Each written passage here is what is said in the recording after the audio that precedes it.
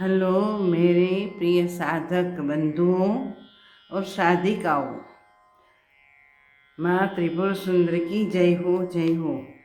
आज समय मिलने पर मैं सौंदर्य लहरी का 20वां श्लोक का हम साथ में बैठ के रसास्वादन करेंगे।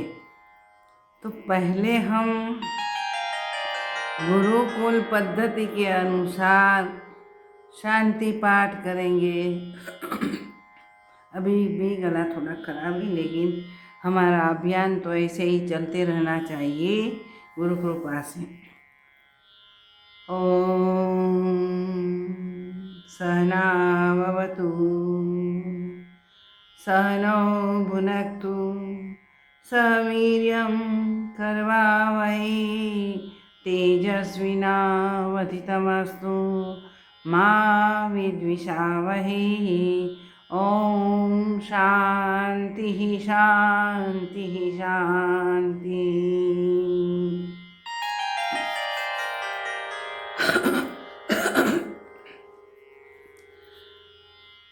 किरन्तीं अङ्गेभ्यः किरणनिकुरुम्बामृतरसं हृदि त्वाम् आधत्ते हिमकरशिलामूर्तिमिव यः। फिर से किरन्तीम् अङ्गेभ्यः किरणनिकुराम्बामृतरसं हृदि त्वाम् आधत्ते हिमकरशिलामूर्तिमिव यः। दूसरी पंक्ति सर्पाणां दर्पं शमयति शकुन्ताधिप इव ज्वरप्लुष्टान् दृष्ट्या सुखयति सुधाधारसिया।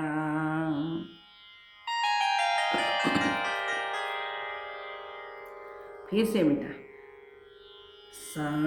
सर्पाणां दर्पं शमयति शकुन्ताधिप इव ज्वरप्लुष्टान् दृष्ट्या सुखयति सुधाधारसिरया।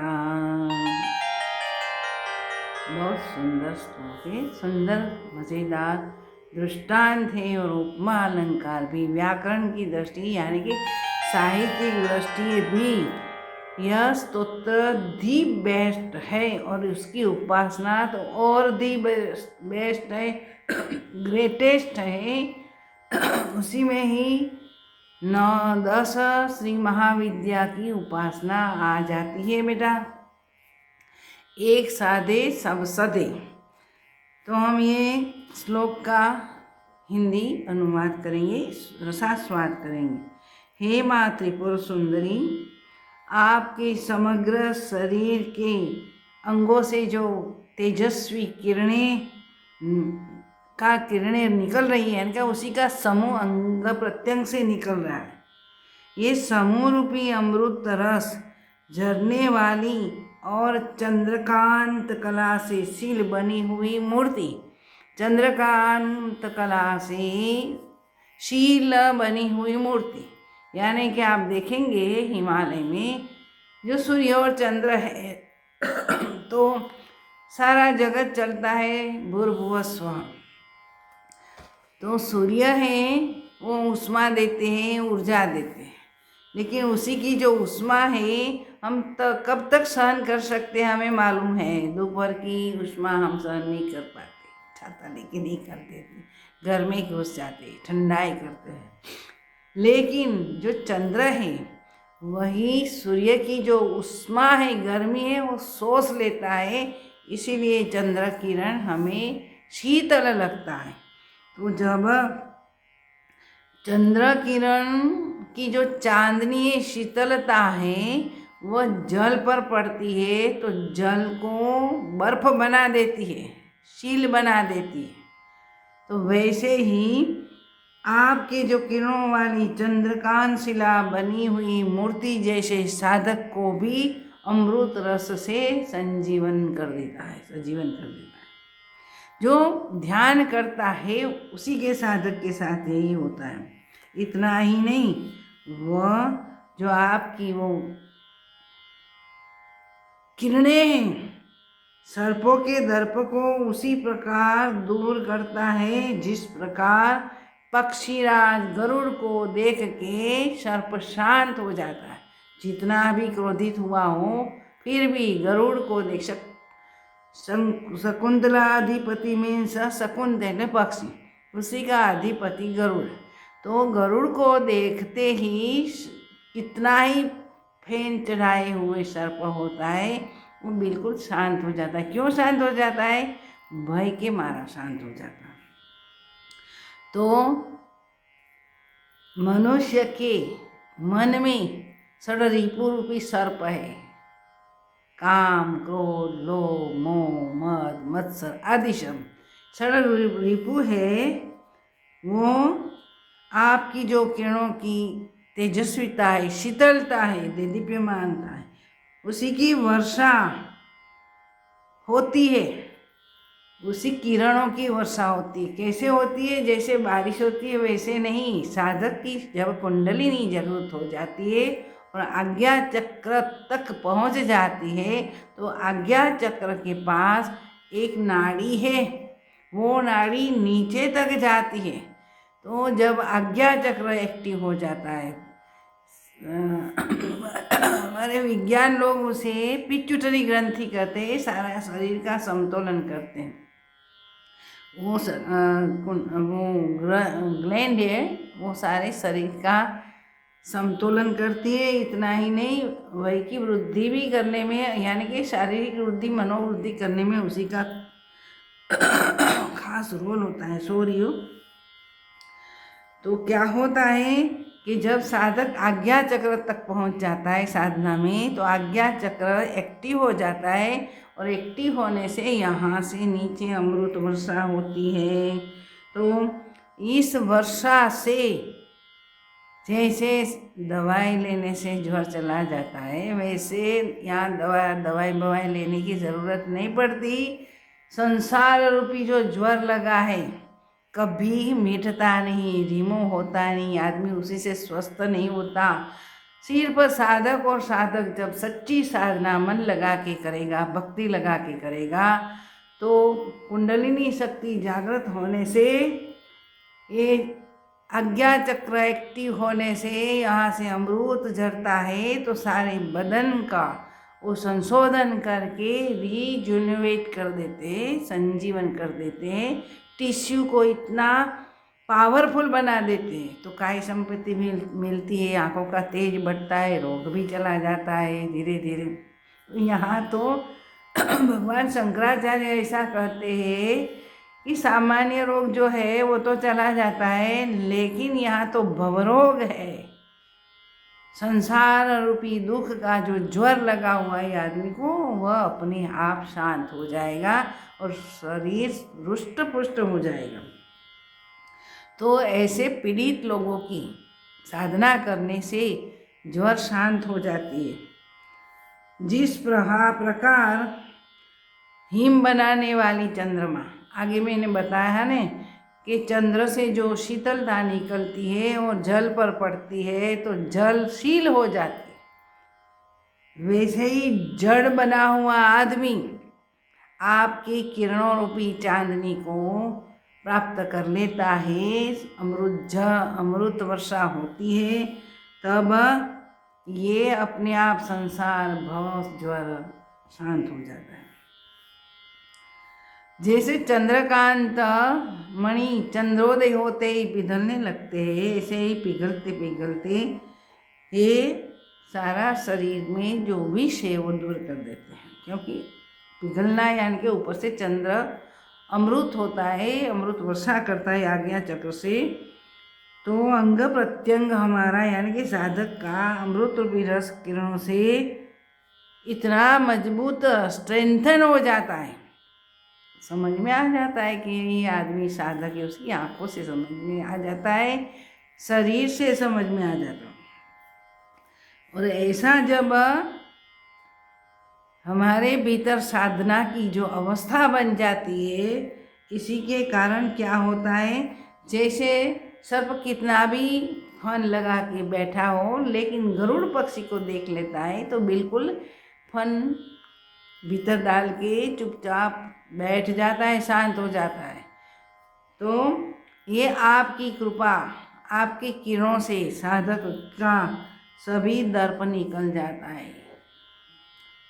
गरुड़ की उपमा आपकी किरणों के साथ की है, आपकी किरणों के साथ की है। इतना ही नहीं, जो काम क्रोध लोभ भव बंधन का जो रोग है, उसी रूपी सर्प को शांत कर देती। इसलिए कहा है कि अभयम तत्व संसिद्धि, गीता में कहा है जो साधक है उसी की ऐसी स्थिति बन जाती है। तो फर्स्ट सद्गुण उसी में विकसित होता है, अभयम। साधक हमेशा, सच्चा साधक हमेशा अभय हो जाता है, किसी से नहीं डरेगा। 8 प्रकार के डर शास्त्र में बताए गए हैं, जैसे कि हमें व्याधि लग जाना, समाज का हमारा इज्जत जाना, शरीर में कोई असाध्य रोग, कष्टसाध्य रोग हो जाना, और अंतिम तो मृत्यु का भय है, एकांत का भय है। तो 8 प्रकार के भय गिनाए गए। तो अंततो गत्वा मृत्यु का भय जो टल जाता है, इसीलिए तो महामृत्युंजय की बात आती है। कबीर ने भी कहा है कि एक दफ़ा मृत्यु को मार डालो तो बार बार मार डालने की ज़रूरत नहीं है, आप अमर हो जाएंगे, आत्मस्थिति प्राप्त हो जाएगी, ब्राह्मी स्थिति प्राप्त हो जाएगी। तो जैसे गरुड़ को देख के हमारे नागराज भी शांत हो जाता है, वैसे ही साधक के लिए जो सर्प समान दर्प अहंकार ये सब है, वो शांत हो जाता है आपकी कृपा से, आपकी भक्त किरण मात्र से। तो कृपा हो जाए तो ज्ञान हो जाता है। मैं आपका बालक हूँ और मेरे में और आपकी ही शक्ति कार्य करती है। तो सुनो बेटा, अगर मैंने बता दिया है कि यहाँ तो संसार ज्वर की बात है, नहीं कोई सामान्य ज्वर की बात है जो हमें सीजनल होता है और हम दवाई लेते हो तो स्वस्थ हो जाते हैं। लेकिन यही मंत्र में मृत संजीवनी विद्या की बात की गई है। मृत संजीवनी विद्या शुक्राचार्य जो दैत्यों के गुरु थे उसी के पास थी। देवासुर संग्राम में जब लड़ाई होती थी तब क्या होता था एक एक दैत्य मृत हो जाता है तो उसी को शुक्राचार्य उसी को संजीवनी विद्या से सजीव कर देता था। रिजुवेनेट इंग्लिश में कहा जाता है। तो यहाँ क्या है, जो हम ओम त्र्यंबकम यजामहे सुगंधिम पुष्टिवर्धनम उर्वारुकमेव बंधनात् मृत्युर्मोक्षयमामृतात्, जो श्लोक हम बोलते हैं ने, संपूर्ण श्लोक किया जाता है रुद्राष्टकम है। उसी में हम जब किसी भी रोग के लिए दूर करने के लिए, आयुष्य अच्छा हो जाए, शारीरिक हमारी स्थिति अच्छी हो जाए, इसीलिए मृत्युंजय श्लोक का लोग चैंटिंग करते हैं। इतना ही नहीं, हवन भी करवाते हैं और अनुष्ठान भी करते हैं, हमें मालूम है। उसी में जो संपुट किया जाता है ओम त्र्यंबकम यजामहे, तो उसी के साथ ये बीज मंत्र जोड़े जाते हैं। होम जोम सह, होम जोम सह, ये मंत्र शिव शक्ति युक्त यानी कि शिव शक्ति आश्रित मंत्र है, संलग्न है शिव और शक्ति के साथ। शिव यानी कि हमारी जो आत्मा है, यहाँ इस जिसका अनुभव होता है उसी को शिव कहा जाता है, और कुंडलिनी शक्ति को शक्ति कहा जाता है।